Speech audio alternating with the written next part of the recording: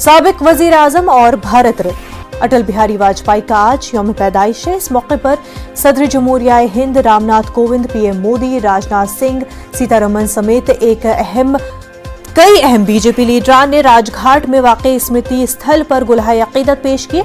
अटल बिहारी वाजपेयी 25 दिसंबर 1924 को कृष्णा देवी और कृष्णा बिहारी वाजपेयी के घर में पैदा हुए। अटल बिहारी वाजपेयी मुल्क के 13वें वजीर आजम और भारतीय जनता पार्टी के अहम रहनुमाओं में से एक थे।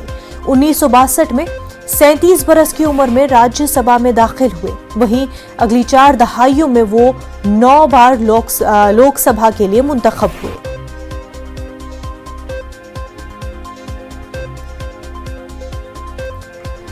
साबिक वजीर आजम अटल बिहारी वाजपेयी के यौम पैदाइश पर वजीर आजम नरेंद्र मोदी ने खराज अक़ीदत पेश किया। उन्होंने अपने ट्वीट में लिखा कि हम कौम के लिए उनकी भरपूर खिदमत से मुतासिर है, जिन्होंने अपनी जिंदगी हिंदुस्तान को मजबूत और तरक्की याफ्ता बनाने के लिए वक्फ कर दी।